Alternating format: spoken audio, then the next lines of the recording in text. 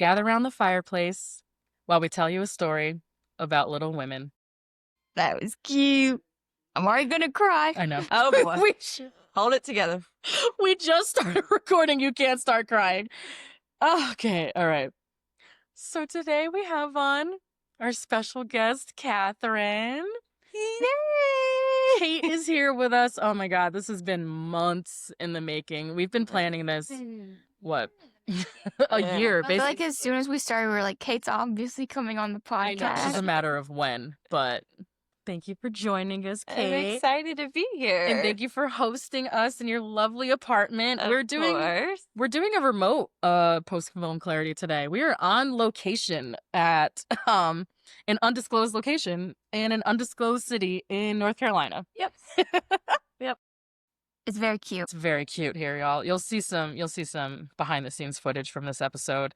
But anything you want to plug up top, Kate? We decided for you, since you're not like a podcast person, a media person, like if you don't have any like quote unquote projects to do, we could just go through some of your like favorite movies, favorite directors, and I see you have some tricks up your sleeve, some physical media you want to show off. So what do you got for us? Yeah. I don't have any projects or social media because I'm not a film person. So we'll just jump right into my favorite movies. She's a film girly honorary though. Yes, honorary. I did bring my Letterboxd 3 in physical media. So my Letterboxd 3 is 10 Things to Hate About You, Harold and Maude, and Little Women, because I love this movie. And then I also went through my collection and I picked out some of my other favorites that I think do a good job showing off what I'm interested in. I picked out Steel Magnolias, Smokey and the Bandit, Southern Belle classic, Barefoot in the Park, R.I.P. Robert Redford. Rest in peace, Robert Redford. Oh, Rest in peace. Another bad bitch got her wings. Yeah. There's definitely overlap with these movies in terms of actors. I love this crew. Mm-hmm. I love Sally Field. I love Burt Reynolds. I love Dolly Parton. I love Jane Fonda. She do be loving some Sally, some Jane, and some Burt. I don't like car movies, but I love Smokey and the Bandit. Yeah. Did you recently watch that for the first time? Or had you seen it before? Past year. For the first time? For the first time ever. For which one? Smokey and the Bandit? Smokey and the Bandit. Yeah, you showed it to me for the first time. Yes. I don't remember. I think it was on Netflix or something. And I was like, this looks fun. I like Burt Reynolds because I like him in Best Little Whorehouse of Texas. Oh, okay. Yeah. So it's another Dolly Parton movie. Yeah, exactly. Oh, and what my else? favorite animation is House Moving Castle. That's another one. I love Studio Ghibli. I used to pick up Studio Ghiblis with my brother at Blockbuster. That was like the only movies we would agree on. And loved House Moving Castle. I introduced Mariquita to House Moving Castle, and I'm still working on Lindsay. We'll watch it one day. Oh, I haven't seen it yet. Oh, that's surprising. You've seen way more Ghibli movies than I have. Oh, okay. How's the best one? It's weird, the ones that I haven't seen. All might be the best one. It's the I don't best know. one. It's really, really, really close with Spirited Away for me. Which I saw with you for the first time. So now you have both introduced me to like my first and second Studio Ghibli movies.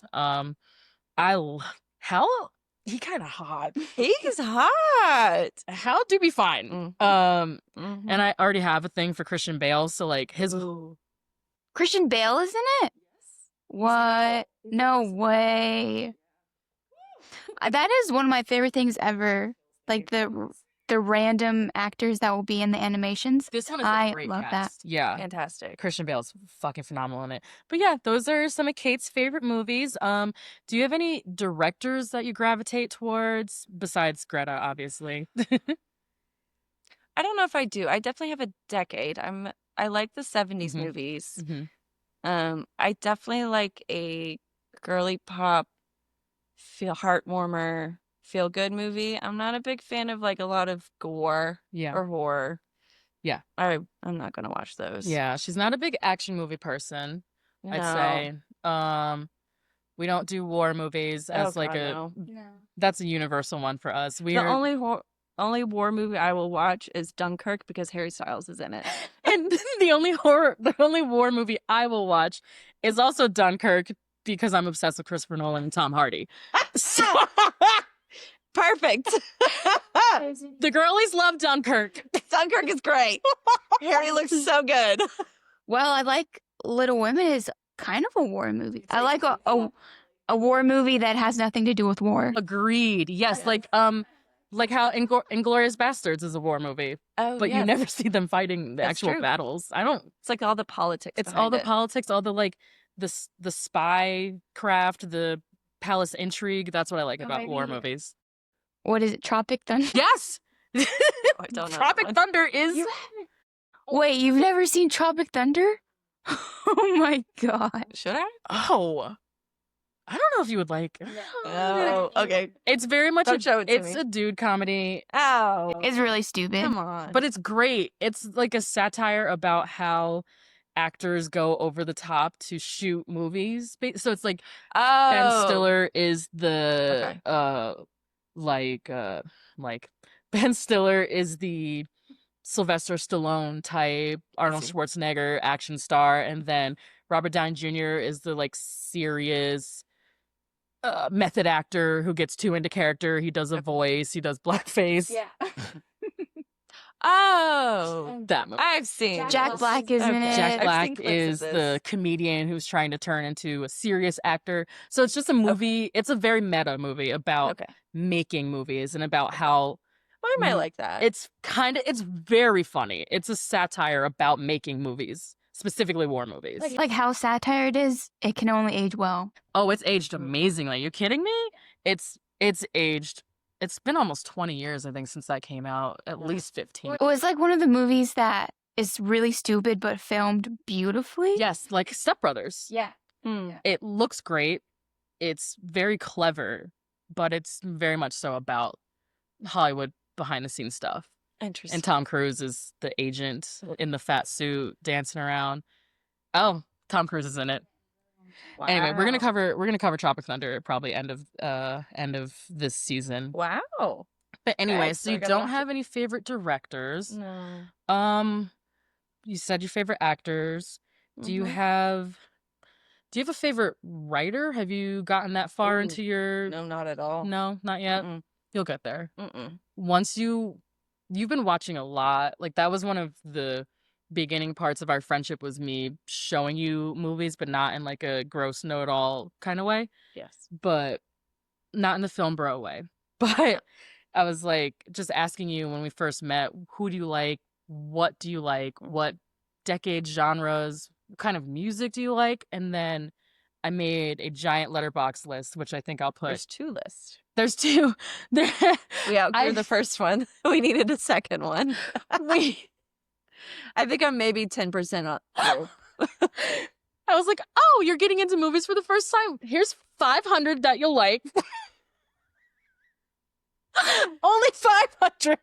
2 years later, I'm still making my way through it. But you're keeping up with it. And throughout that process, I asked Kate for feedback Mhm. and positive and negative. Yeah. Just, hey, when you watch things, tell me, what do you think about it? So I can calibrate the list as she moves throughout it. Mhm. And I said no Jack Nicholson. no Jack Nicholson. That's a No. big no-no.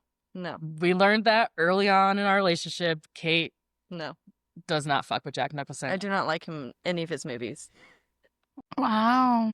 He's just annoying. He plays the same annoying character where he sleeps with all these women and he's a drunk. That's just. It gets I'm old. pretty sure that's just who he is in life. That's Yeah. What's that saying called? Art imitating life. No, that type of actor typecast. Typecast. Oh, yes. Yes.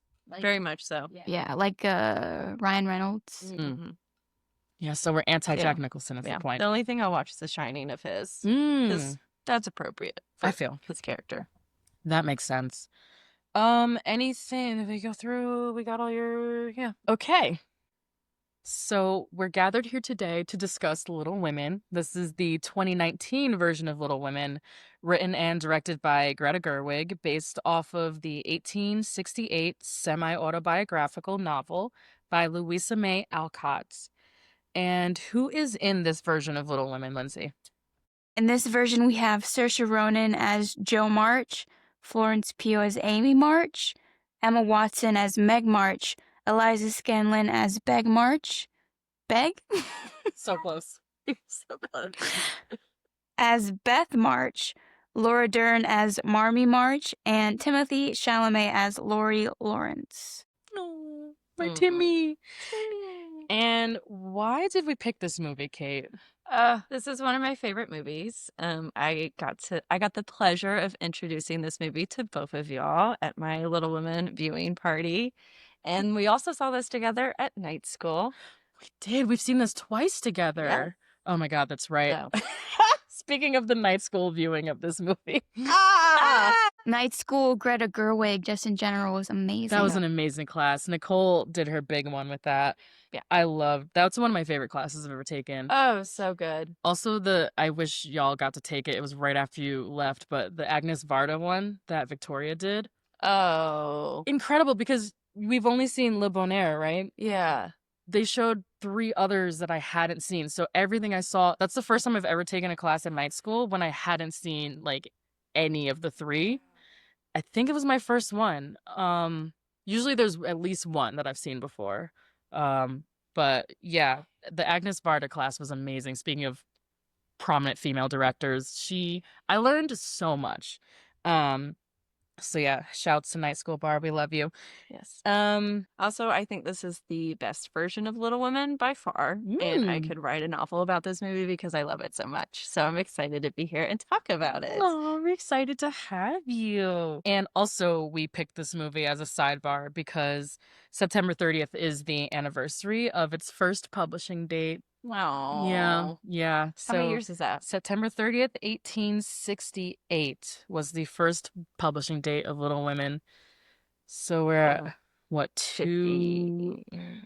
I'm going to leave that to you guys to figure out. Mathematics. Let's see here. 60. There's at least 100 years. 1868. Right? Let's see. Minus 2025. No, 157. 157. Wow. Damn, that's some good math in there. Yeah, so this is the 157th wow. anniversary of the book. Any excuse to talk about this movie, really. Take it. It's the 157th. You didn't know? Yeah, it's a really big year. It's very important. A landmark anniversary year for this book. And it's also the 6th year since this came out, right? Yeah, 2019. 2019, yeah. Christmas 2019. So yeah, another big milestone year, the 6th year. Yeah.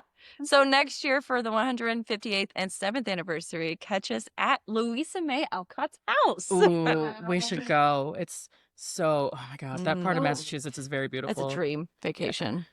We should do that next fall. Oh, leaf peeping. And then my hometown is only maybe 2 hours from there, probably less.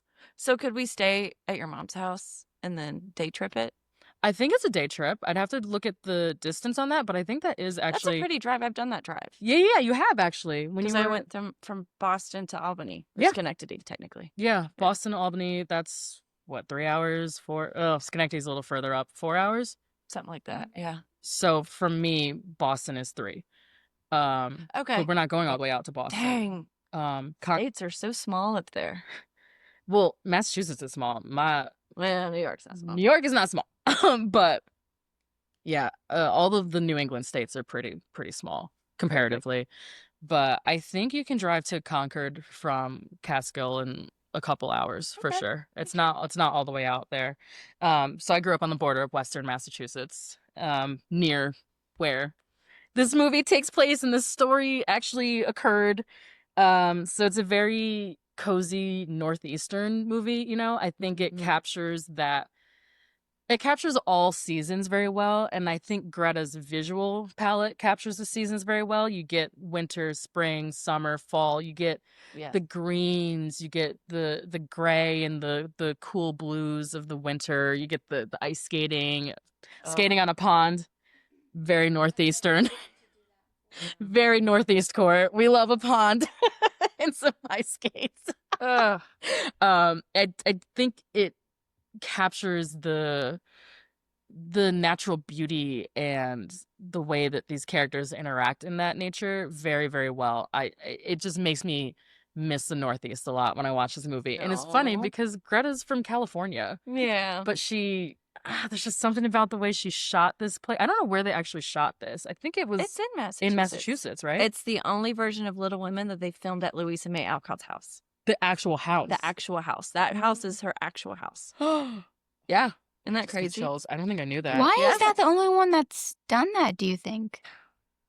Well, I think the first two were in studio only. Yeah, I'm assuming the older ones from the 30s and 50s are probably Those are studio. in a Hollywood studio, a soundstage. It's so boring. I Yeah. don't know where the Winona Ryder I don't know one- where the 94 one was shot, and I'm scared about the internet. There's I like can look that up. 9 devices connected to the internet right now, so I'm like, don't Yeah. open or close anything, or the recording is going to stop. But, yeah. It was filmed in Vancouver Island, Canada.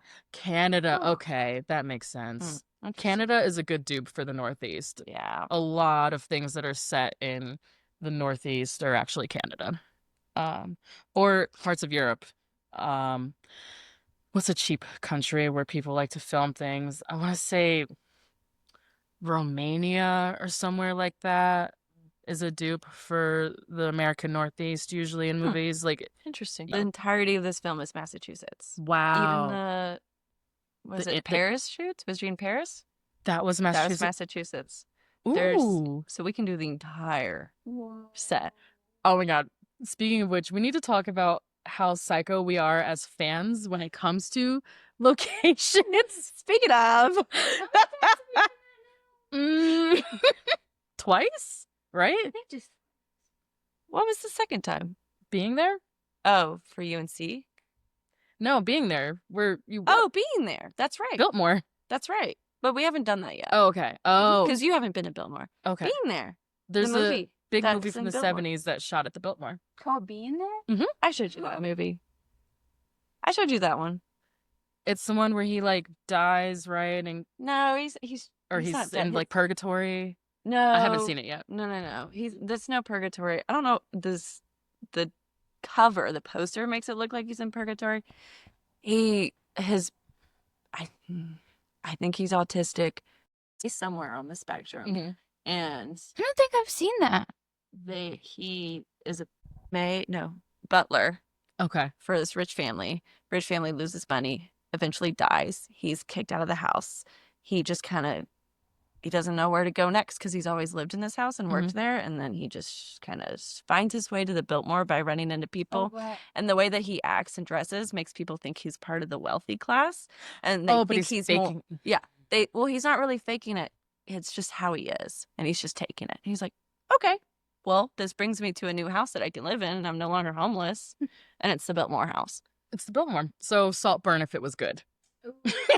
Got her. That's good. Thank you. Rosamund Pike. I love her. She can do no wrong. So what is the plot of this movie? Here, I can read the back of the DVD. Thank you. Oh, that's a good idea. Writer-director Greta Gerwig has crafted Little Women that draws on both the classic novel and the writings of Louisa May Alcott and unfolds as the author's alter ego, Jo March, reflects back and forth on her fictional life. In Gerwig's take, the beloved story of the March sisters, 4 young women, each determined to live life in their own terms, is both timeless and timely. Portraying Jo, Meg, Amy, and Beth March, the film stars Saoirse Ronan, Emma Watson, Florence Pugh, Eliza Scanlon, with Timothée Chalamet as their neighbor Laurie, Laura Dern's Marmee, and Meryl Streep as Aunt March. Aunt March. Perfect. Thank you for that, Kate. And what is the overall theme of this movie, Lindsay? You go first. Well, the themes that I wrote are sisterhood, generosity, and strength. I actually changed my theme just last night to strength. I was like, I feel like that's better.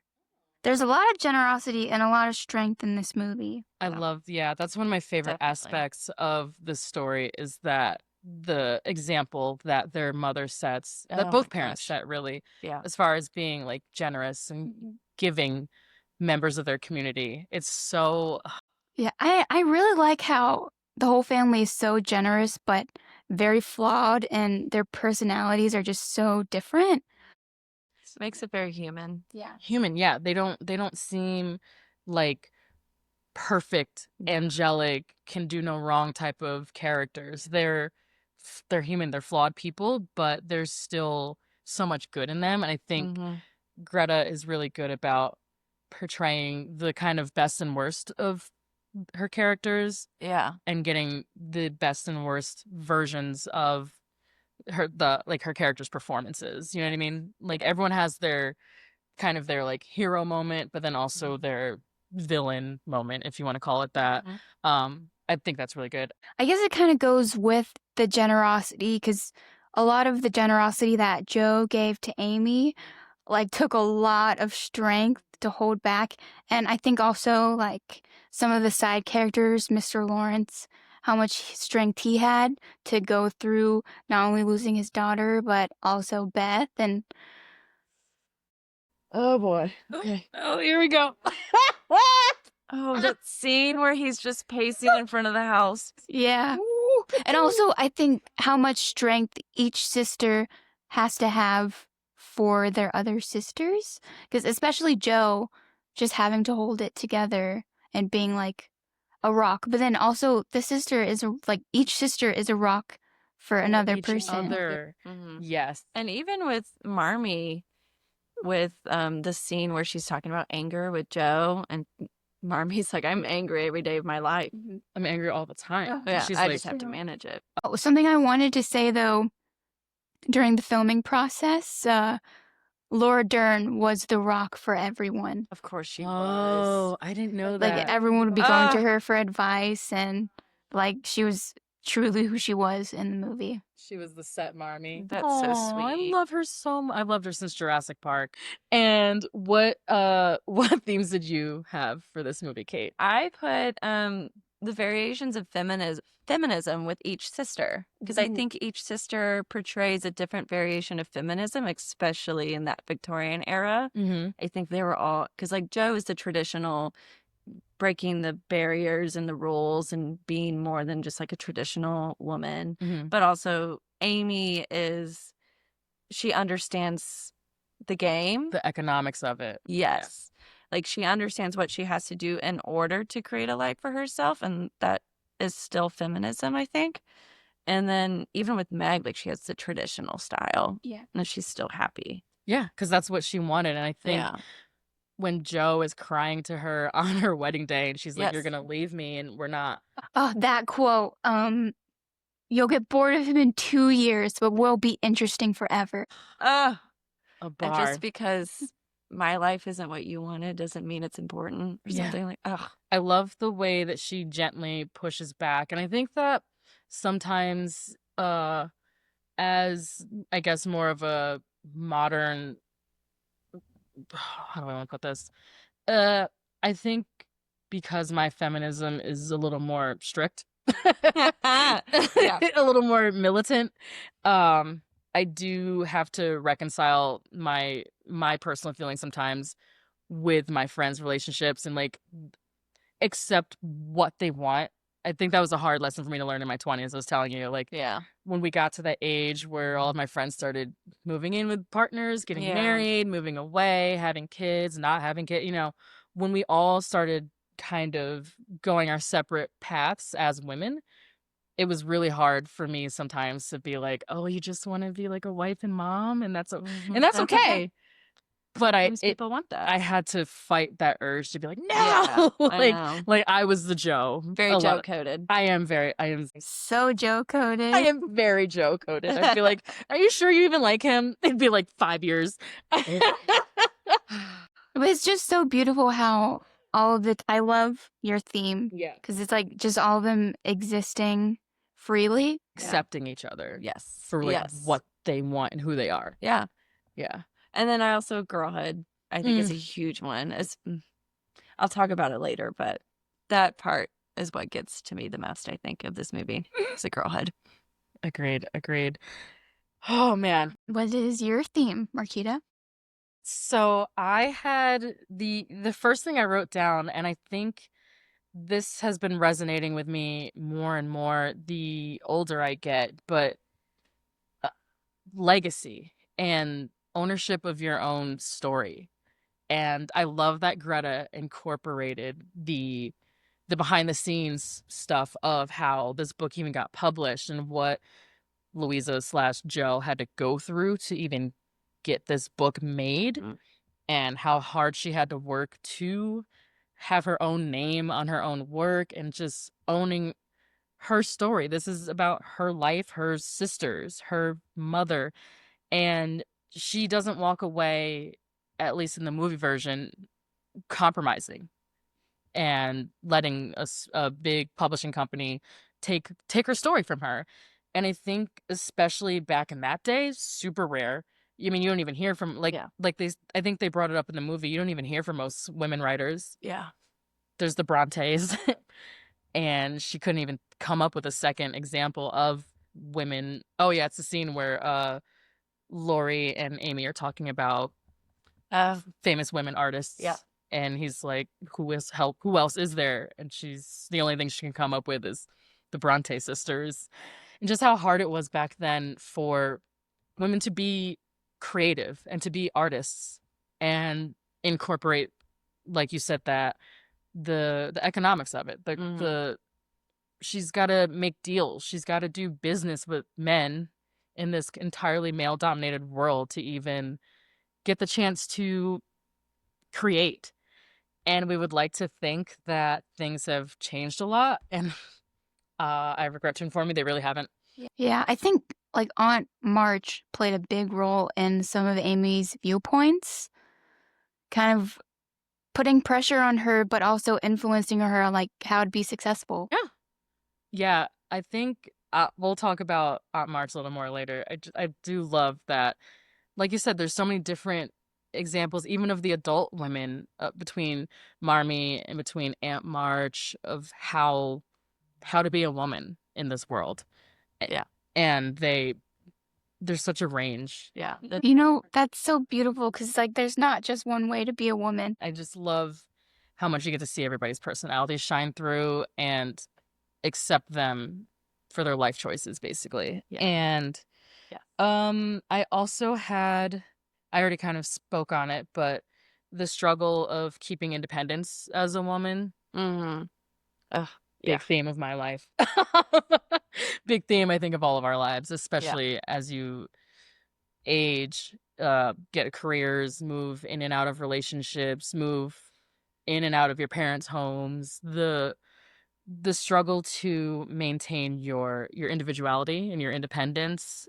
And like the struggle to like realize that you should always be prioritizing yourself, and like a society where we always think we're supposed to be prioritizing men. Yeah. Exactly.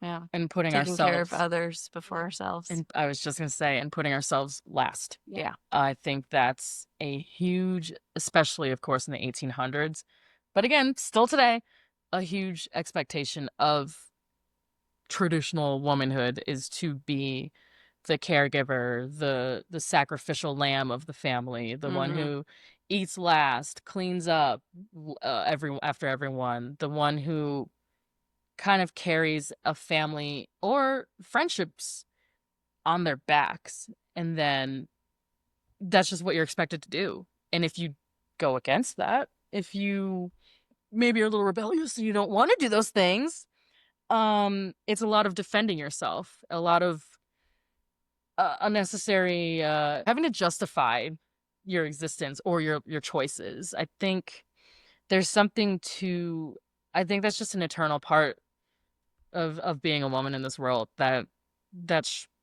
need, or that fighting that urge to justify your existence and your choices. You know what I mean? And I think Greta has a lot of interesting things to say in this version of the story, but of course that's from the book as well. Just watching these women all go in different directions and trying to, make their way the best they can and do what's best for themselves. Yeah. So what is your history with this movie? Catherine. Oh, I'm excited about this question. Okay, so I did not read the books. The first time I knew anything about the story was in high school. I think I watched the 90s movie on Netflix, and I remember watching it, and I'll never forget the first heartbreak of realizing Joe and Lori were not going to get together.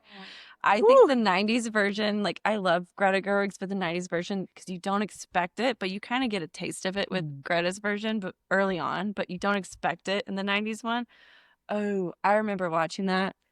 And can I cuss on this? Yeah, of course. Oh yeah. I was like, what the fuck? What do you mean they don't get together? And then she gets together with like this old Random. professor who, like, who the hell is this guy? Devastating. Oh, and so I watched it once and I was like, okay, it was a good story, but it never really stuck with me. Mm-hmm. And then I remember the 2019 one came out Christmas 2019.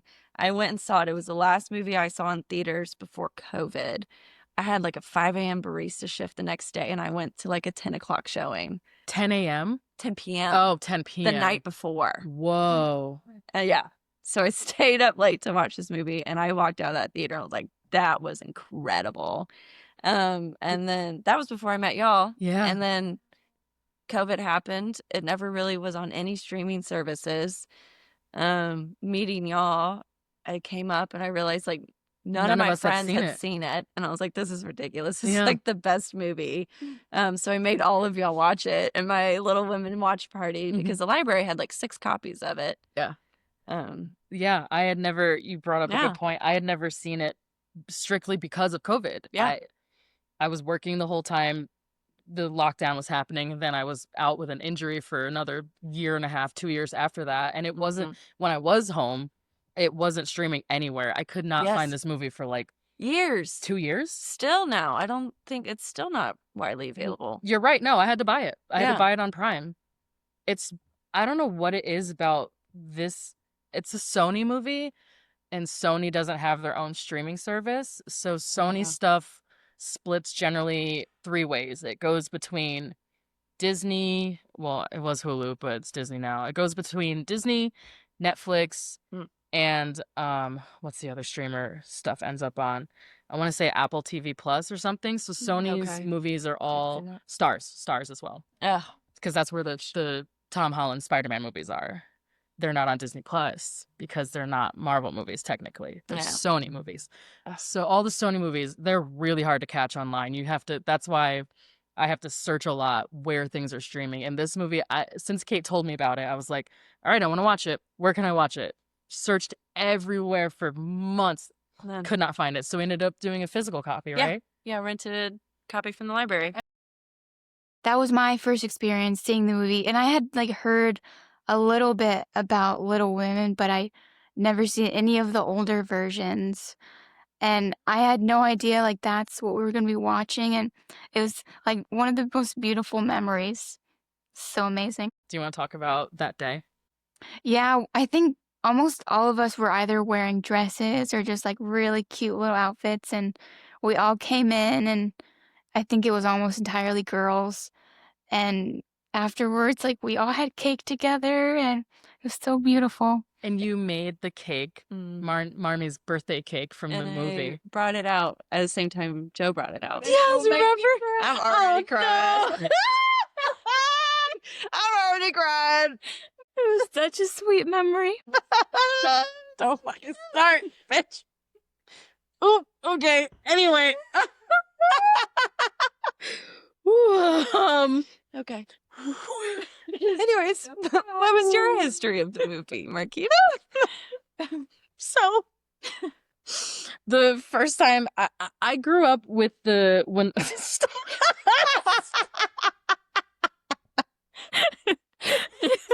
I'm just over here with tears in my eyes. oh fuck. On the way to go. So my first time experiencing this story, I feel like what reading level would you say this is at? I feel like young adult, like middle school even. Okay, Little girls were reading this. That's what I thought. I want to say some of my peers in different 4th or 5th grade classes were reading this book, but I never read the book. Maybe it's because it's such a Northeastern girly classic, and it's one of those traditional classic kind of novels. I feel like a lot of people in my area just know it, have read it, or it was taught in schools, but I never was taught this in school. It was just around, like in the culture.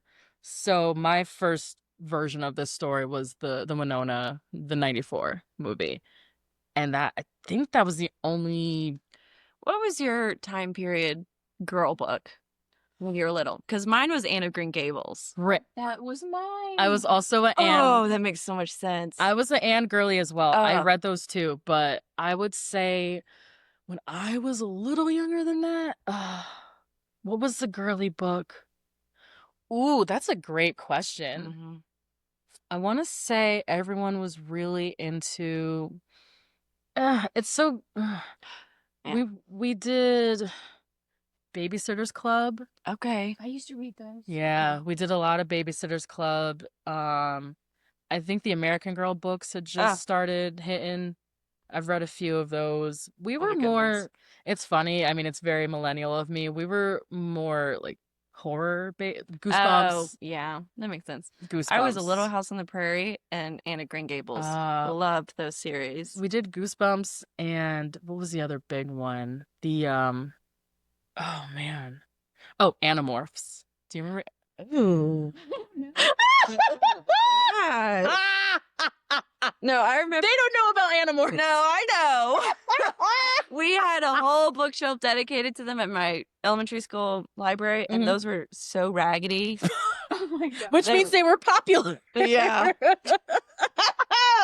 10 years ago. We were big sci-fi. I'm from like a more sci-fi horror generation, I fear. I like, believe that. I don't remember. I believe that. I don't remember any girl my age really. I'll put that in like the comment sections and see what listeners say. Yeah. I don't know what the big millennial girly book was. It could have been Little Women. I just was not a part of it. I did read Anne of Green Gables, but I felt like my peers weren't really Anne girlies. Wow, Anne of Green Gables probably explains so much of the trends of cottagecore to our generation. Oh my gosh. Gen Zers, you are very cottagecore people. And millennials are very sci-fi, horror, true crime. So true. Oh my gosh, it's so cool. Right? Oh my God, look at that. Wow. Interesting. Everybody in the comments, what was your Wait, is Doctor Who books? No. TV. Yeah. So everybody in the comments, what was your girly book of your era? Oh, Judy Blume actually might have been. Yeah. Oh my God. I like Judy Jones. Judy Blume books. Oh, maybe that's it. I know it's 70s, but in the 90s, we were still jamming on like Are You There, God? It's Me, Margaret, and stuff like that. Oh, yeah. Maybe it's Judy Blume. That might be the girly classic of the 90s for us. Huh. And I also read a lot of Ramona books. Oh. Beverly Cleary, which I think is the 50s. Yes. Right? And speaking of true crime, I read every single what's her name? So I was reading a lot of Nancy Drew books when I was little, but I don't remember if I wasn't like other girls. Okay. She's not like other girls. So I don't know if that was a popular book series amongst people my age. Probably not, because those are from the 50s, I want to say. I read all the Nancy Drew and Hardy Boys books as a kid, like hundreds of them. But yeah, it's a great question. So speaking of which, there's one of my favorite lines in this movie is, it's just a little touch, but I think it's when Jo is having her work critiqued by Frederick for the first time. And they're arguing about Shakespeare, and she gets so defensive and so upset that he doesn't rave over her work, and he's not like, he's giving her honest feedback and harsh critiques, and she can't handle it, but she is defending her work, and Fred says something about like how Shakespeare smuggled his poetry into popular work. And I think that perfectly sums up the way Greta directs movies and writes stories. And a good example of that is Barbie and the way she smuggled, I think, more poetic writing and more deep messaging and a lot of subtext and personality, and I think one of you said earlier, humanity. She brings a lot of humanity to her work, and I think a good poetic smuggle is the way that she made the Barbie movie, because on the surface, bless you, thank you. On the surface, it's just a movie about toys, right? But she made it so much more than that. And the same thing with this movie. She, on the surface, is just a remake of a book, but she added so much texture and personality and, like I said, meta behind the scenes commentary of the creative process and what it takes to be a creative woman, especially. And I thought that was a good concept for basically Greta's whole career. And her next movie is going to be Narnia. So she's going to be, again, adapting a very popular work. And I'm assuming, as she does with all of her movies, she's going to be smuggling poetry into that popular work. So what you're saying is Greta Gerwig is the modern day Shakespeare. Oh, Ooh. is that what I'm saying? You know, there's a lot of conspiracy theories that think that Shakespeare was a woman. So Really? yeah. Yeah. Oh, yeah. Interesting. Oh, yeah. A lot of people think his wife was the one who was right. So we'll never know. But yeah, That's kind of hard. That goes hard. It reminds me of, what's that movie I recommended to you that like devastated you, where the woman was like mentally ill, an artist, and her husband was Crazy Eye or no, not Big Eyes, not another Big Eyes. one. It's like Maud or something. Yeah, Maudie. I think it's called Maudie, and it's about. I watched that with my parents. And it's Maudie. And, oh my gosh! Right, and that one she's the destroyed me. real artist, and her husband basically is like stealing all her work. Again, which does happen. It happens way too often. It happened in Big Eyes, which was a real woman. A really good movie. Yeah, I haven't seen that in a really long time. That's Tim Burton, right? No, it's that guy that you like. Oh, wait, the director? I don't know, but it has that guy that you like in it. Which that I don't really like. The one that's in the Before movies, the Before Sunrise. Ethan Hawke. Yeah. I do Yeah. like Ethan Hawke. I am an Ethan Hawke girly, I fear. That is probably one of my most Gen X traits. But yeah, that's just another theme that I had that really stuck out to me about this movie. Also, I didn't tell you this, and I wanted to tell you on mic, I finally pinpointed the exact spot in the movie where I start crying. Go ahead. I was studying it this time. I was like, which one? What part is it? Like, what happens? Like, and I oh my God. It's when Beth knows that she's dying and they're at the sea and she tells Joe, you can't stop this. It's like the tide. And that's a good one. She's like, it comes and it goes and you can't stop it. Yeah. And that's where I start crying every time. Oh boy. I think for me, because that part definitely makes me sad, but doesn't make me cry yet. What makes me cry yet is when Joe's like, don't go softly or quietly. Don't go quietly. Oh, that gets me every time. That's when I start crying because it's so true. Like, it's inevitable. It's inevitable, but it's also just seeing Beth accept it out loud and say, "Oh, I'm dying. Yeah. You know it. I know it." Yeah. And it's like the tide. Again, it ties to the connection to nature. They're at the beach. She's talking about the waves, the water, and how life just comes and goes, and you can't stop it. Yeah, that's my big cry line in the movie. And then basically from that point on, what's that? Another hour of runtime? Pretty much. Just tears the whole time. Well, we get to Beth's funeral and then we go back in time to Meg's wedding. So that's a good break. Yes. Because then you're happy. And then we get back into it. I love how it jumped from the funeral to then Beth again, but like just in her element, just picking flowers, putting the flowers together. And like, I love how often other characters are noticed by others. How Friedrich notices Joe for the first time when she's watching the play, and how Joe is watching Beth as she's picking the flowers. There's so many moments of just people observing other people. Mm-hmm. Oh, I love that. Yeah. Y'all catch me doing it a lot where I'm just like staring at you. We've been doing that this entire Every time Kate talks, I'm like, every time you talk, I'm like, yeah. You guys. And what about you, Lindsay? What were some more themes that you had? I think there's so much forgiveness with Joe and Amy, and at the Christmas dinner, giving away so much, and them being bitter about it, but doing it anyways. Still doing it. Yeah. Mm-hmm. I think that was such a good way to show their, like you said, their flaws and their character. They're not perfect. I wouldn't want to give away my fucking breakfast either. I'd be pissed. Would I still do it? Probably. Yeah. But I'd talk shit the whole time. Yeah. Like, here, I'd be- damn. I'd be so hangry. I'd be like, take it. Shit. God. but then their generosity was met with more generosity because then Mr. Lawrence brought them even bigger breakfast. Right, true.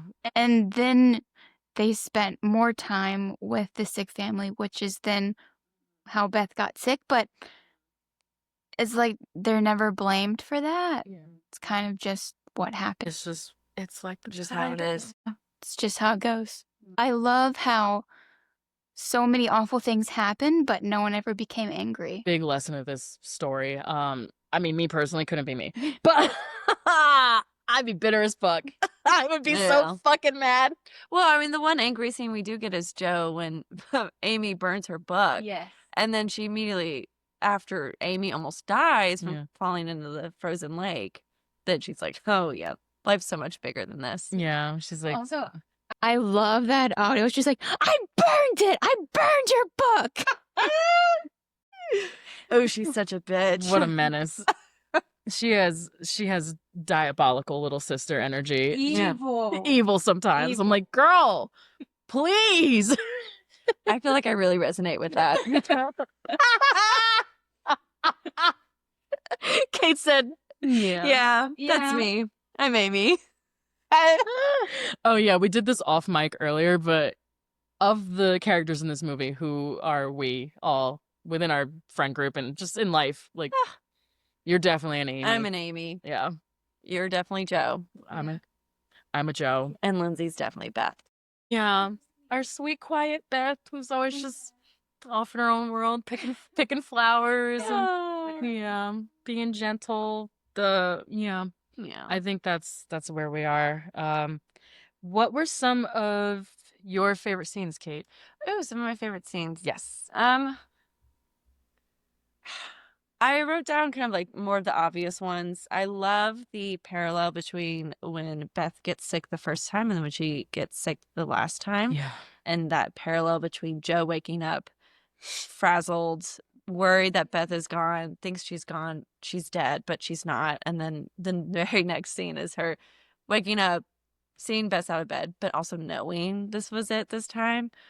Oh, and even Marmy's wearing the same shirt. I don't know if y'all noticed that. Oh, I The color, like color tone of the transition of the warm, and then that immediate cold blue. you knew. Oh, yeah. As soon as you see Yeah. that blue, you're like, oh shit. And to go back on my theme of girlhood with the color changes, because I love that Greta Gerwig changes the colors so that it's your clue of what timeline we're in and which book we're in. Yeah.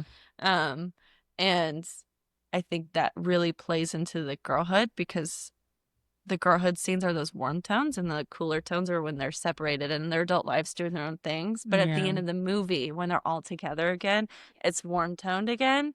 Gives me chills. Gets me every time.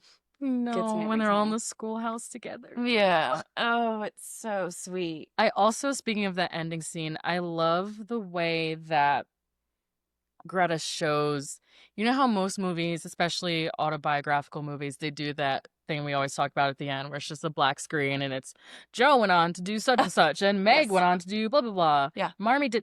the way that Greta does it in this movie is that long tracking shot, and you get the same effect. You get to see their father is here.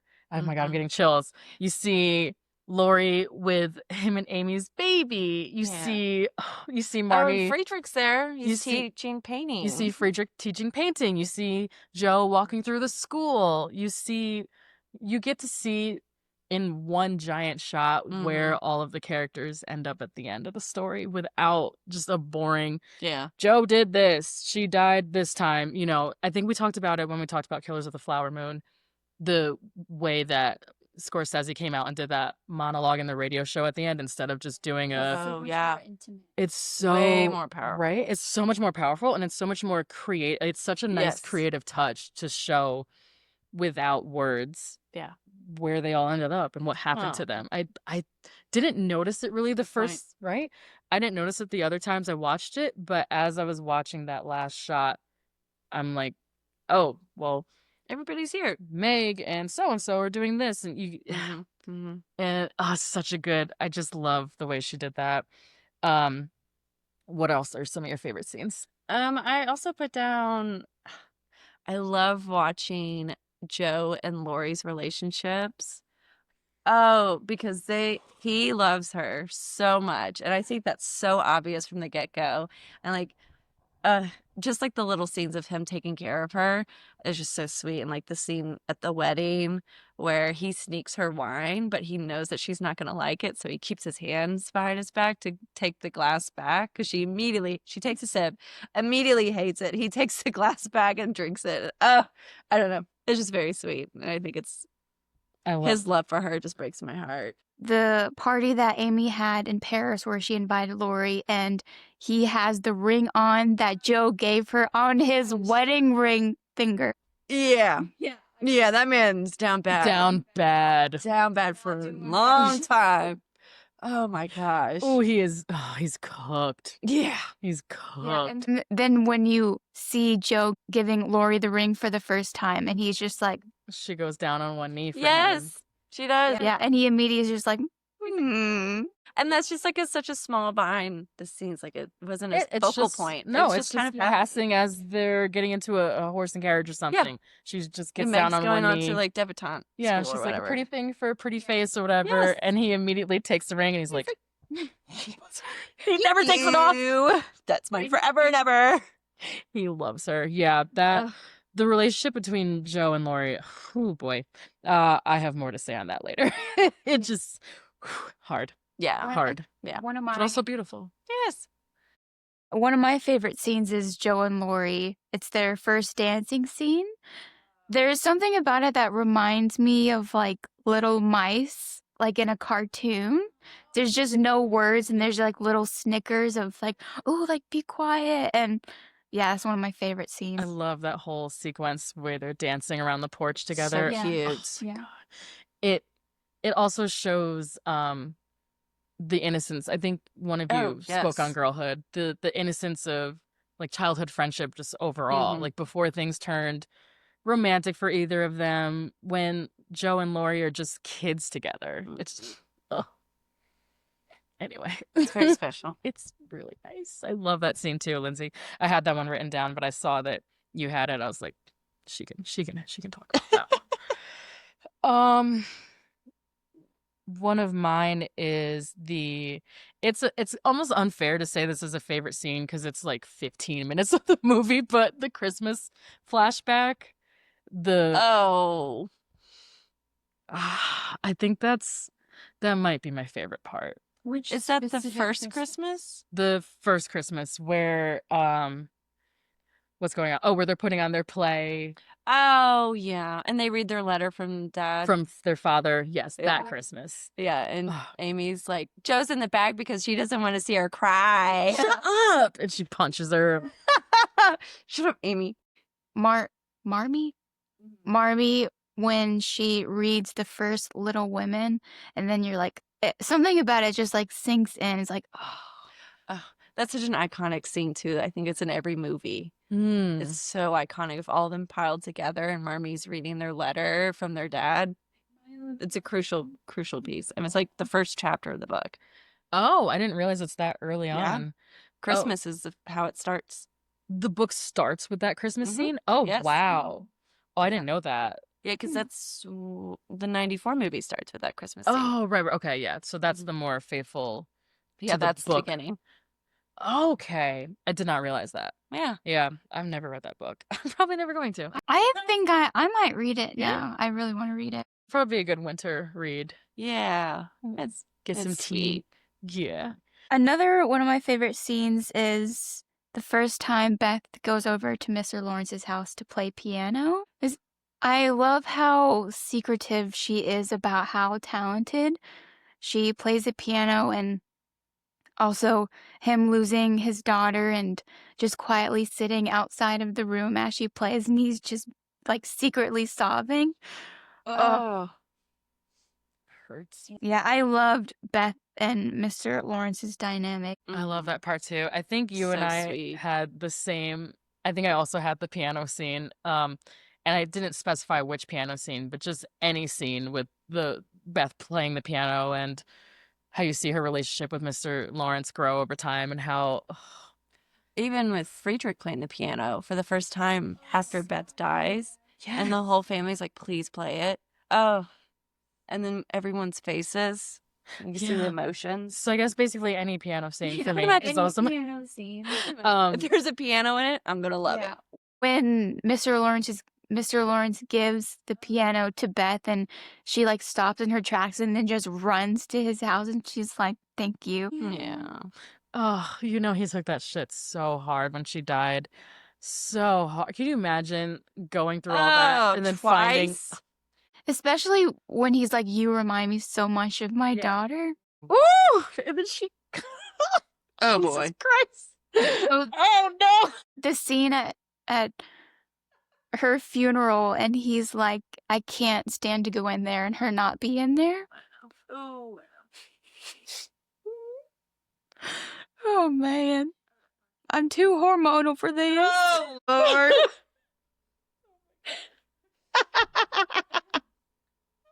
One of my other favorite scenes is when Beth is when Beth is feeding her doll at the table. Just being one of the sisters. I didn't even notice that. Is it like every time they eat, really, or is it like? No, I don't think it was every time. No. I think it Christmas really maybe? shows her age too. Oh. Yeah, it shows how young she is. Yeah, she's a little girl. I didn't even catch that. Oh Lord. Jesus Christ. Okay. And what about you, Kate? I love the ending. I love the ending so much. I love that it's Greta's twist on this movie. It's her own, and it's her, like, I like to think of it as her love letter to Louisa May Alcott, because it's Louisa May Alcott never married and she stayed single, and that's true to Joe's character, I think. And I think it's very special that Greta, I mean, she did get her man, yes, which is true to the book, but also true to Louisa May Alcott, because she also got her book in the end. Oh my gosh. That's definitely what makes the movie for me. And I think it also challenges like fans of this story and fans of this movie for challenging, was the ending of her getting the man satisfying? Because I think her getting the book is way more satisfying. Me Because too. the whole story is her writing these stories and being a writer and being true to, like, I don't need a man. I can make it something for myself. Yeah. And I don't think she gets that in the book. And I don't think she gets that in the other movies either. She just gets this random man who we only see for like a small amount in the movie. And like, who is this old professor? Yeah. It's way more special and way more satisfying. And Greta's ending, where she gets her book and her family and her man. I love that too. That is, I think, I spoke on it earlier about the owning your own story. Yes. That the way that Greta, like you said, honored Louisa the person and gave her, you can tell that Joe is Louisa's stand-in, and gave her version of Joe the ending that Louisa probably wanted and got for herself. Yes. I love that. I love that she made that change. And I know you can speak on this a little more maybe, but I know at the time it came out, it was people were upset. Yes. Really? Oh, the girlies 'Cause- were mad. I mean, people love the love story of portion of it. I don't think Well, it's that big of the story. The love story is with Lori. Obviously, and we broke our hearts out halfway in. So I love the scene of Jo advocating for herself. And she's like, "No, I'd like to own my own book." That's what I mean. Yes. Yeah, just negotiating Yes. ownership of her story and getting.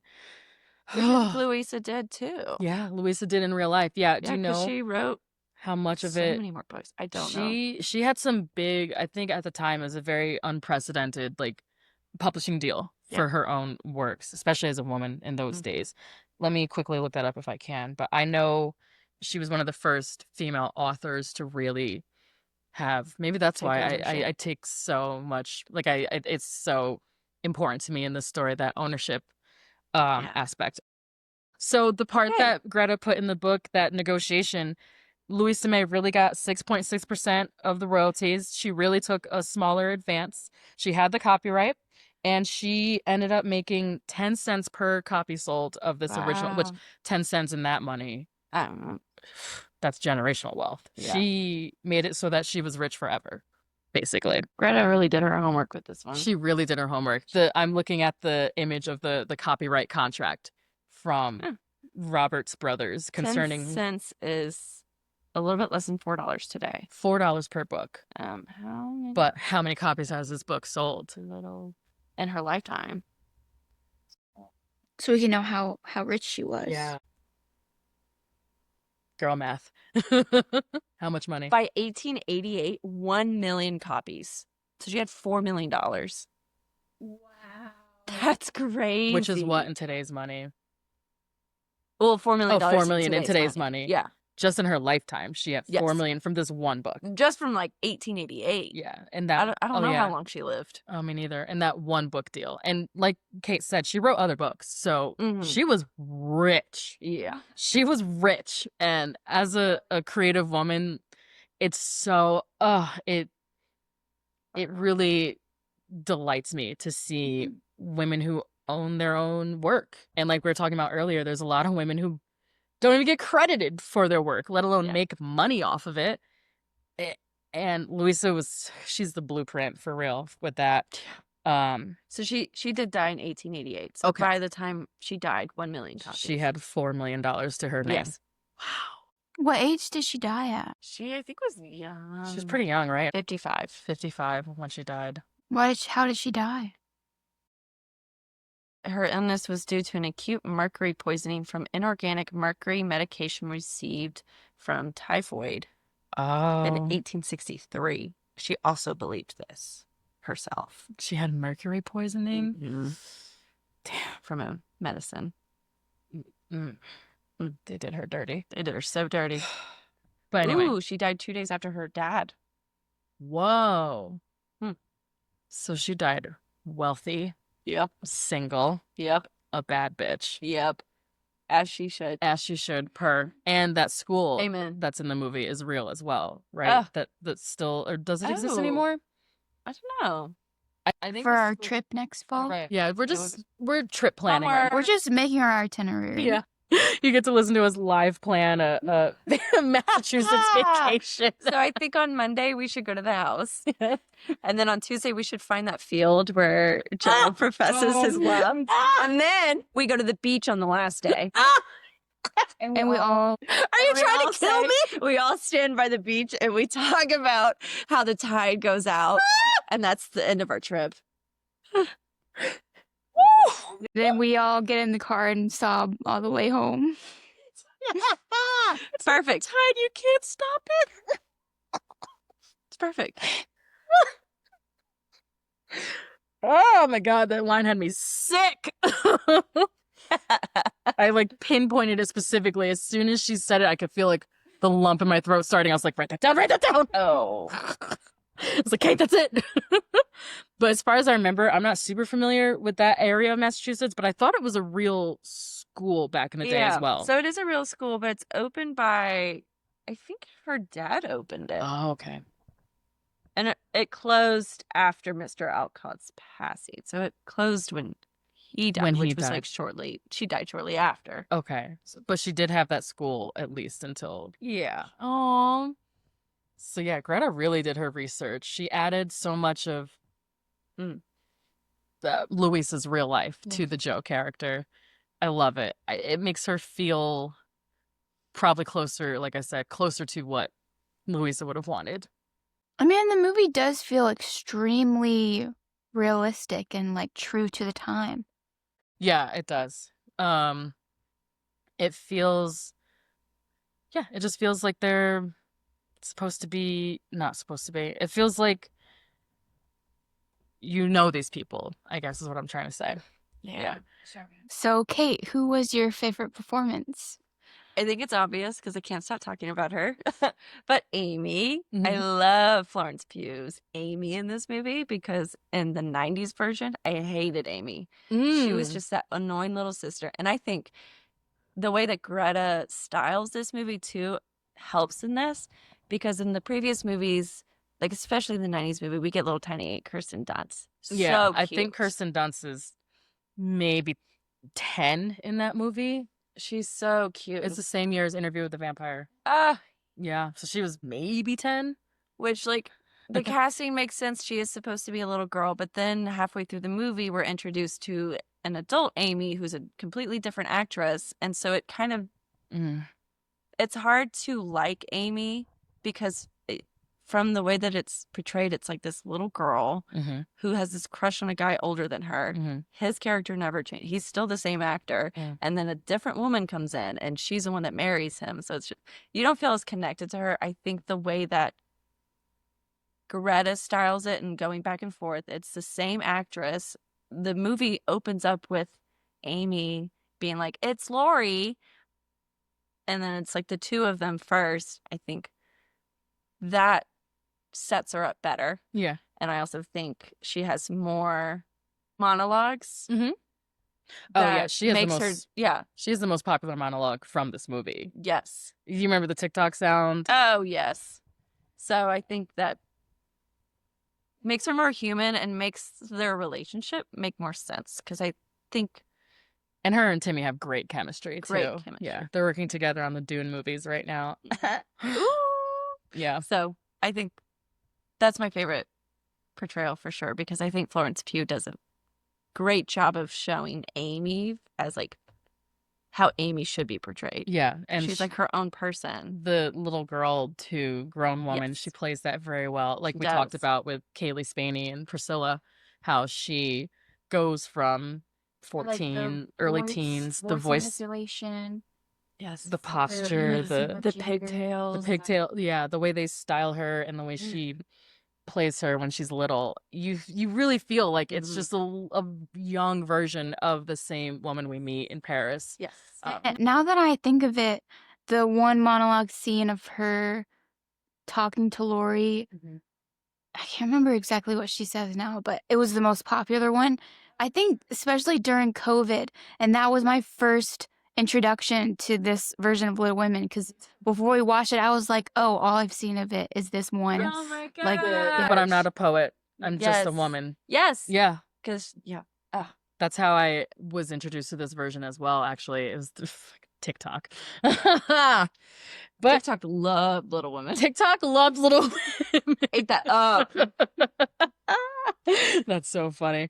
Yeah, I agree. Flo, her version of Amy is so annoying, but she's so lovable, and you never are rooting against her, even when she's kind of being an asshole. And I think maybe it's just the performance, or maybe it's the writing, or a combination of the two, but she's so lovable. And she's the annoying little sister. Yeah. But you see also how Saoirse and Flo have that dynamic of just their chemistry too. Of every time, like a scene specifically with Flo and Saoirse where she's telling Jo that Aunt March is taking her to Europe instead of Jo. Oh my gosh, yes. And you that's see such her a cringy scene. You see her like brace herself and just release it, and she's like, "Yeah, I'm happy for you, Amy. Congratulations." Which she also had to do when she found out that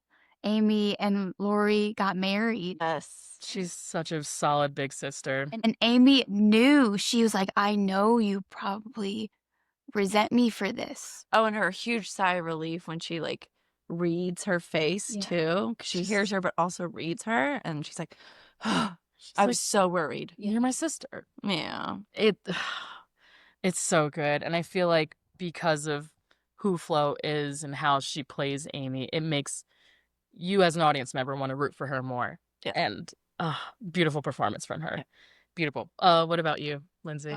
Saoirse Ronan. Yeah. She's probably one of my favorite actresses ever. Yeah. Even when I was younger, my favorite movies would be Saoirse Ronan because she was a big child actor. Yes. And fantastic every single movie she's been in. Yeah. There's people to this day who hate her guts still because of how good she was in Atonement. Oh, evil ass. Oh, I forgot about that. How did you forget? Oh my Well, no, I forgot she was in it. fucking Bryony! No. She was a bitch. That in little movie. demon. Oh my god. That was my introduction to Saoirse Ronan. I was, Wow. yeah, because we watched it in college for one of my literature classes. We read Oh, wow. Atonement, and it was the same year that we read the book, and it was the same year that the movie came out. It was 2007. Oh my god. So I was like a sophomore in college, read the book, and immediately saw the movie. That was my first introduction to Saoirse Ronan. My first introduction might have been Lovely Bones. Or she was in this, like, kind of a horror called, like, Hannah. It's really good. Okay, Mariquita, Yeah. which one's your favorite?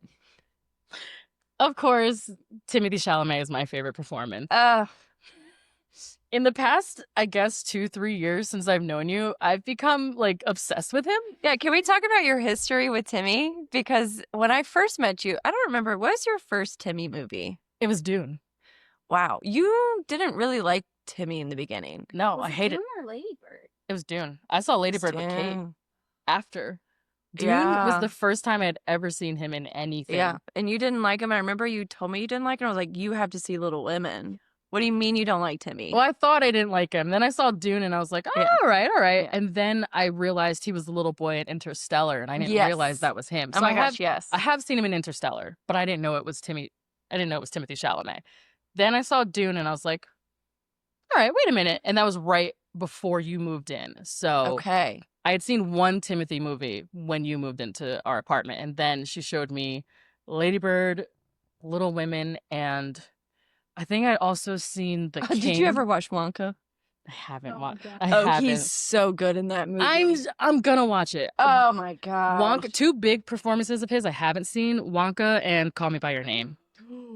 You haven't seen Call Me by Your Name? Oh my gosh, you would love that I movie. haven't seen Call Me by Your Name. Beautiful boy. Yet. Mm-mm. Mm. I've seen Oh pieces my of it. I've seen God. bones and all. Yeah. I'm really Oh, excited. French Dispatch. I've seen French Dispatch. I was really excited about Marty Supreme, Oh. that ping pong movie that's coming Yes. out soon. Oh. So Kate has been there since basically Yeah. right after my first Timothy You did a movie. full 180 because you went on a mission to see as many Timmy movies as you could. I did, because I was like, I think I'm wrong about this. I Yes. feel like I'm You were. missing something. I was wrong, ladies and gentlemen. I was wrong. You She was hear wrong. me? I will never say that again. What an only chance. I also love the scene in Little Women where Aunt March goes, I might not be right, but I'm never wrong. That is Yeah. me. Yeah. Yeah. Maybe I'm not right, but I'm also never wrong. Mm. But I was wrong about Timothy. Yeah. He's fantastic. I think he's become, over the past 3-4 years, one of my favorite actors. He's incredible. He can do anything. anything. I think he's taking nothing will ever replace Christian Bale for me. He's probably my number one actor. Mhm. But Timothy has a lot of Christian Bale aspects to him, especially because Christian Bale was also a child actor, younger. He started Okay. out with musicals. He's in Newsies. Have any of you seen Newsies? No. Oh, you would love you some Newsies. It's a Oh boy. big Broadway, young 1800s New York City boys delivering newspapers. Oh my gosh. It's kind of like the Bull Durham musical we saw together, but it's a newspaper. It's just Wow. kind of like Oliver Twist meets Bull Durham musical. It's very just young boys delivering newspapers and trying to survive in the big city in New York. And Christian Bale is like 10, 11 in that movie, something like that. Such a cutie. Oh my God, I've had a crush on him ever since that. And speaking of Christian Bale, he's also in the 94 Little Women as Laurie, played by Timothée Chalamet. Wow, 180. 180. See what I did there? See what I did there? Or 360. The Christian Bale to Timothy pipeline. Wow. I don't condone remakes, but Timothée Chalamet would be a very good American Psycho. Yeah. Actually, He would be really good. So good. We're Ooh, cooking. You're cooking. Wow. Anyway, he's become one of my favorite he's become one of my favorite performers over the years. He's so versatile. He's got a little bit enough where you can find him unlikable, but he's so charismatic. Mm-hmm. And I think his version of Laurie he's just like a classic heartthrob, a classic yearner. Yeah. Just real lover boy shit. Oh boy. The scene where he's with his tutor, who he's supposed to be learning Latin. He's standing on the There's chair. a girl out there. There's a girl out there. There's a girl. There's a girl out there.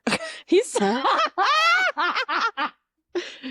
love Timothée Chalamet. He's my favorite performance. Also, I do. Speaking of Aunt March, I want to talk about Meryl Streep as Aunt March a little bit.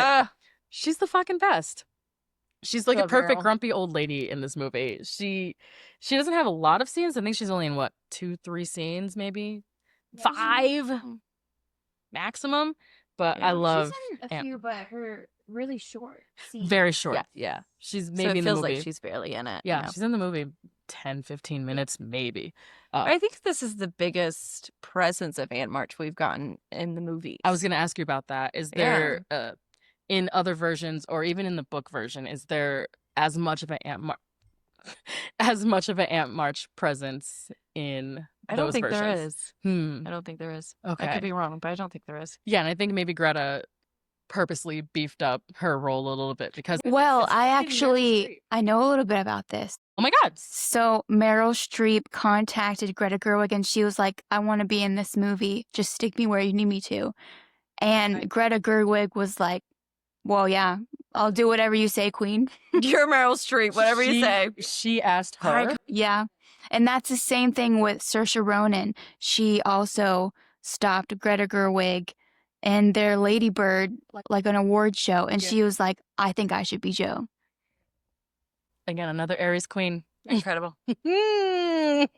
We get what we want. I love that. I love that. I did not. Thank you, Lindsay. Wow. Incredible. I did not know that. So she asked to be in this movie and she didn't care what part. Yeah. So Meryl Streep loved reading Little Women when she was younger. So she was like, I want to be in this movie. Yeah, it's really sweet. It's got a very crucial part, I think. Yeah, she pretty much grouchy, but she's very she pushes all the girls, I think. And she transitions a lot of the different scenes too, especially with Amy. Mm-hmm. Wow. Oh my God, that's so fun. I did not know that. Which leads us right into the next segment. Great. What are some technical aspects, fun facts that you know? Lindsay already listed a few that she learned during her research. What about you, Kate? What do you got for us? Oh, what time is it? It is time to get into costume design. My favorite topic. Perfect. As a textile artist, can I just say that Jacqueline Duran crushed this movie? This is her second Oscar. I think it's one of the only Oscars Little Women actually got because they didn't win a lot of awards, I didn't think. I think it won. I'll look that up. I think it won for screenplay. Okay. Maybe. So that was a tough Oscar year, though. It was up against 2019 was a big year. Tough Oscar year. So I'm not sure what she won, but I think she did win. Jacqueline Duran this is her second Oscar. Her first Oscar was Anna Karenina in 2012. I had to read that book in middle school or early high school, I think. I've never read Anna Karenina. Great story. There's a Keira Knightley version who's the same director as Atonement and Pride and Prejudice. 2012. I mean, Jacqueline Duran was also the same costume designer in Atonement, Pride and Prejudice, Anna Karenina. This is the same costume. Ooh, I just got chills. Yes. She's responsible for the green She dress. is in everything that you love. I'm so sick. She was in Barbie too. Oh! She's done everything. Like her I list literally is just got insane. chills. Yep. That green dress. That's her. Ooh. Icon. Yeah. A fucking Icon. legend. Is she the one that's yeah. Never mind. It's the wrong person. She knows her stuff. Yeah. I think every single character is very meticulously designed because from a fabric standpoint, fabric has always played a big role in your wealth indicators and your status quo. I mean, still to this day, but even more so in the Victorian era, because this is like early industrial revolution. Fabric is still very expensive.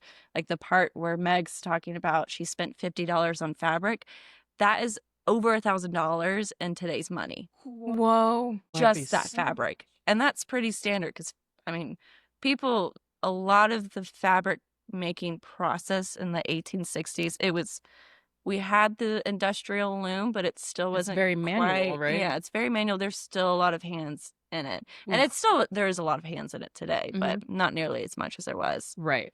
So what's the most important thing about the costumes to you? What resonates with you about Well, them to me, I think as a textile girly? well, I mean, every girl has their color palette. And the color palette goes back to the book because we don't get to see this scene in the movie. But there's in chapter 2 of the book, every girl for Christmas, they get a little book, and each of their books is a different color, and it's the same colors that their color palettes are.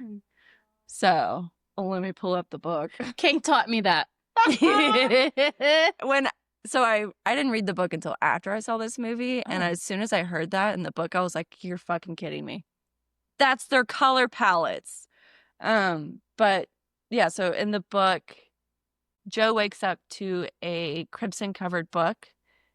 Meg wakes up to a evergreen book. And then Amy wakes up to a blue book, and Beth wakes up to a dove colored book. So Beth gets like browns and pinks. Meg gets greens and lavenders, and Jo gets her like reds and sapphires and purples, which is all ties back to the book, even though we don't even get to see that scene. That's just another, like you said, one of you said, Greta did her motherfucking homework. Yes. And Jacqueline Durand as well, obviously. Yeah. I'm assuming she knew about that. Oh, yes. That book connection. And I think also, too, it goes further than just the four sisters, because also with Marmee and Aunt March, too, because Aunt March wears a lot of lace. Yes. Lace is very delicate. It is industrially made at this point, but it's also very expensive. Like every single one of her dresses has heavy lace detailing. So she has the rich lady. She's got rich clothes. lady. Yeah. Oh. She's like showing out. And then Marmee, all of her clothes are very like practical and homey. And that's who she is, too. Oh. Well, there's a lot of details in the costume design that I absolutely, because that's every time you watch it, you pick up a new detail. I'm like, oh. And then also, of course, how can I forget? Jo and Laurie are trading vests throughout the whole movie. They wear each other's clothes. I think if I were to start over and be a costume designer as a career choice, I would absolutely write my thesis on the costume design in this movie specifically. Ooh, oh my God. Would you focus on the representation from the book or the personality aspects behind it? I think the textile use. Ooh, okay. Because I did more research too. What was the most expensive fabric during that time period? Yeah. And it was like velvets and satins and silks. There's Meg. She wants to be this wealthy person, but she just doesn't have the finances for it because she didn't marry wealthy. And then one of the final scenes where they're taking Jo to go get her mans, she's wearing this velvet cape, which velvet's very expensive fabric, but it's just a simple cape. So it's not a full gown of velvet. It's just a piece of it. Yeah. It's a very practical choice. And it's a smaller garment, so it's not as expensive as if it was a full gown. Yes. Oh, I love that. Yeah, Kate knows a lot. Kate wove us, by the way, for Christmas. She hand woven dish towels for all of her closest friends that are so beautiful And the only reason she would make them for us and like promise if we promised to use them for Yes. real, even though they're so pretty and I didn't want to. Yes. She I was- don't make art that's meant to sit on a wall. I want my art to be used. So I use it every day. Good. It's I'm glad. I love the waffling effect as Mhm. the more you wash it, especially in cold yes. water, the more the waffle weave pops. But yeah, we all have hand woven towels from Kate that we keep in our homes as like a piece of her. And I love them so much. It's one of my most cherished items. I thought I lost it when I moved, but I didn't. Okay. I didn't. I just didn't know where it was. I would have wrapped. just made you another one. I would just weaved you a new towel. Listen to her. No big deal. Very casual. So for Eliza Scanlon's audition, she came in and basically auditioned with just a bunch of Greta Gerwig's friends who played her sisters. So it was like a super casual audition, and she talked about how Greta Gerwig, being an actor, just really helps directing and creating like a safe, cozy atmosphere. Greta Gerwig also really wanted Florence Pugh, but she was still filming for Midsummer. So the production of Little Women was actually postponed just so Florence Pugh could be Amy. Wow. And that was the correct move. Absolutely. She was like, push the schedule back. We need Florence Pugh in this movie. Correct. So she went basically from the Midsommar set straight to Little Women, back to back. Wow. What? Because Midsummer was released July 3rd, 2019. So that's like a 6-month difference. So she went straight to shooting Little Women, basically. Mhm. Whoa. I didn't realize they came out the same year. Yeah. I just saw that movie for the 2019 first was a time. good year. What did you think? Scary. Woo, white people are so scared. Oh my Oh my God.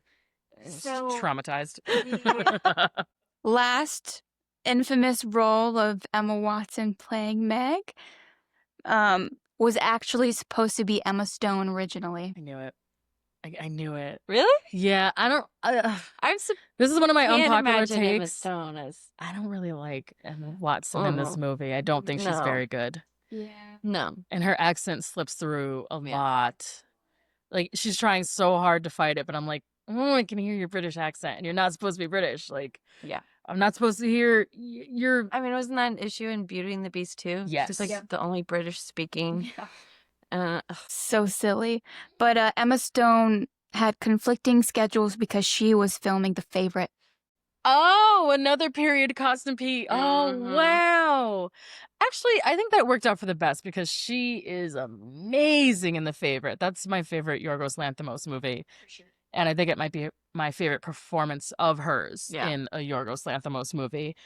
But, she would have been a fucking great Meg, too. I can't see her as a Meg. Really? Yeah. I think the only thing I wanted to touch on as a final thought was this movie. I think the Joe and Laurie aspect hits so hard for me because of a relationship, a friendship that I had growing up that was very Joe and Laurie coded, where I was like in love with him at one point and like obsessed. I grew out of it a little bit. That was 16 to like 20 or so. Then it kind of flipped, the dynamic flipped, and then it became him wanting me, and I had to pull the Joe and basically turn him down and be like, this isn't right. And it's one of the hardest things I've ever done. Like, it really, it kind of broke my heart a little bit to do it. It was right. I'm not saying it wasn't the right thing to do, but it was something and someone that I wanted for so long. And then I'm finally 25 or whatever at this point and faced with that choice to be with this person. And it didn't feel right for me anymore. And that scene in the field with, I basically did that in real life. That the way that scene plays out between Joe and Laurie, I had that experience in real life. And first time I saw this, Kate looked over at me and I was just weeping. Just heartbreaking. I didn't know it was, like, I knew it was coming, but I didn't know how it was. I didn't know where it was going to be because the chronology of this one is a little different. Oh my God. it was so weird seeing that, basically that same dynamic and that same relationship end the way that ours ended in real life. It really touched me, and it all worked out for the best. Just like Joe and Lori, it worked out for the best. Like, he moved on, got married, all that. Yeah. Like, we are where we need to be, and we're who we need to be, but we just missed each other and never were on the same page at the same time. And it's painful. It's Mhm. super painful, but it is what it is. It's just the It's just tide. how it goes. I do really like, though, because Lori's love for Joe is never going anywhere. And even at the end, when Frederick comes in, Lori is like, who is this? Like, who is this? He loves Joe forever, and Joe loves him forever. And Yeah. he says it. He's like, I know I married Amy, but I'm always gonna love you. I just want you to be happy for us and know that it's not a spiteful thing that we're doing. And she's remarkably understanding and graceful. Ugh, I incredible. don't know if I could be. As someone who did it, well, not someone married my sister, but as someone who did that first part of it, it's hard, but it worked. You know, we still haven't talked about. I can't believe we made it this far. Our catchphrase. I can't believe we made it this far. How did we not talk about the infamous scene where she's like, well, I'll just marry him. And she's like, I'm so lonely. Yes. In the attic with Yeah. Marmee. How did we not talk I don't know, but that's about you after. And she's having second thoughts Yes. about. And I went through that too, Mm. where, a couple years later, he's got a girlfriend, we've moved on, we've healed, Ugh. we're friends again, and I'm like, wait a minute. Oh, like, we're not gonna. Oh, I thought you were gonna come back to me. Like, Nope. I still. That's it. That's it. It was over. Yeah. Damn. That was hard. It was hard, but I think that's such just a part of growing up, especially if you're friends with the opposite sex while you're Mhm. growing up. There's Mhm. always going to be a time and a place where one of you has feelings, the other doesn't, vice versa. Sometimes it lines up, but usually not. And it's just, oh man, it was brutal.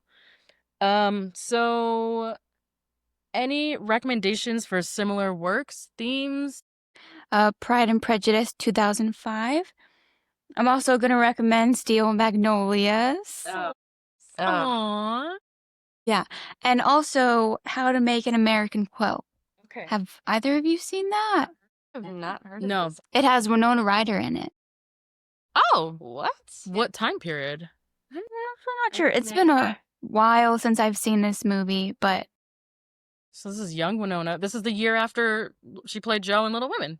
Wow. Whoa. Yeah, it's Love that. putting that on my list. Absolutely. What about you, Kate? What do you got for us? I've got Netflix's Anne with an E, We Live in Time, and Atonement. Beautiful. Oh my God. That's an amazing, it's just takes certain aspects of each of the best parts of Little Women. And Yeah. Oh, yes. you got the costumes, you got Florence Pugh, you've got the And coming then of age even story. with, We Live in Time is like the back and forth of the timelines, too. Oh, also the time jumping. Yeah. I love that style. I Ooh. ugly cried to that movie. She did. She ugly cried after the movie was over. She kept going. I couldn't stop crying for like an hour after that movie. We had to sit outside. No, we sat in the bathroom waiting for you to stop crying. I was sobbing in the bathroom. Together. Could not. I didn't know, bitch. Okay. In my defense, I lost someone to ovarian cancer. You knew she was gonna die of cancer. I didn't know what kind. I didn't know what kind. Oh boy. As soon as I realized what was happening, I was like, oh, and I could not stop crying for like an hour after. It just hit me so hard. I feel like, I just miss people. God, yeah. That recommendation I'm dedicating to Maureen. No. But yeah, I saw that movie and I was like, fuck? Oh no! I could not stop crying. It was embarrassing. No. And for my own recommendations, I have Umbrellas of Cherbourg. God, I love a French movie. I know! Jacques Demy, which was also the visual inspiration for Barbie. Yes. Which is why we had originally watched it. Yes. Speaking of Barbie, I'm going to recommend Barbie, of course, Greta's third movie. And then I'm going to recommend her first movie where she directed on her own, Lady Bird. So if you want to do a Greta Gerwig triple feature. Fun fact, because of Saoirse and Timmy's chemistry in Lady Bird, that's kind of why he got cast as Laurie. Oh, yes. Makes so much sense. That I did know. Great chemistry. Yeah, they have amazing chemistry. I'm also going to recommend Legends of the Fall, which is Little Women for Boys. It's very accurate. The brothers out in the country fishing, fighting, pining over the same woman. Gorgeous, the most gorgeous Brad Pitt's ever looked in his fucking life. No, next to River runs through it. But they're like the same year. They're right next. Yeah, they're very close to each other. That's another good. A River Runs Through It. Yep, great brother movie. Yeah, so if you want Little Women for Boys, Legends of the Fall, or A River Runs Through It. Also Mona Lisa Smile, which we covered season 1 with Heather. That is thematically related to the story of Little Women a lot. Exactly, and how all the different students, some get married, some don't, some want the traditional life, others don't, and it's about the same ages, a little older, they're college, but. And then I think Julia Roberts' character is very Joe-coded. The teacher with the independent streak who turns down a man who wants to marry her and just wants to, live her life and be free and read her books and teach her art. So definitely Mona Lisa Smile. And my last recommendation is Sense and Sensibility. The Kate Winslet. I don't think I've seen that.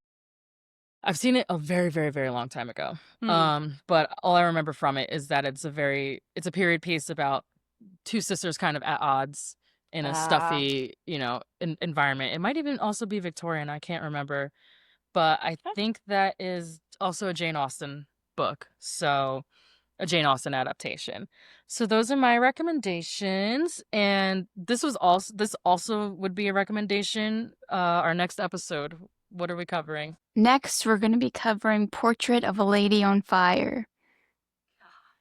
God, I know. Can't wait to watch that again. Oh my God. The yearning. God damn. So thank everybody for listening. Thank you, Kate, for joining us. It was a dream to be here. I know, you're such a professional now. I'm so proud of you. Thank you for coming to an undisclosed location to film this and record it. Thank you for having me. And if you want to hit us on socials, we are at postfilmclaritypod@gmail.com. You can follow us on Instagram, TikTok, and YouTube at postfilmclaritypod, all one word. All of our episodes are closed captioned on our YouTube channel.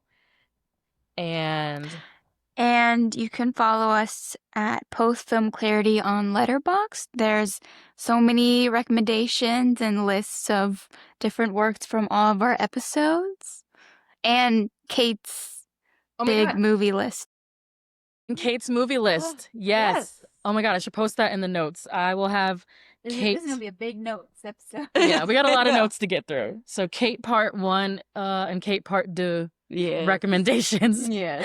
Oh, so everyone can see the 500 some odd movies I've recommended to this girl. It's a great list. Thank you. I put a lot into it. You did. As I'm thinking over the years, I'll just randomly see something or hear something in an interview, and I'll be like, I should put that on Kate's list. It's a living document. I'm constantly updating it. So that's how it ended up going from 100 to 250 to 300 to 500. There's a lot of movies on there. It's been years, though. Yeah, you have the rest of your life to watch them. No pressure, no rush. But yeah, I'll post that Letterboxd list as well. But we have a Little Women list that accompanies this episode. So until next episode, thank you all for listening, and bye, honeys.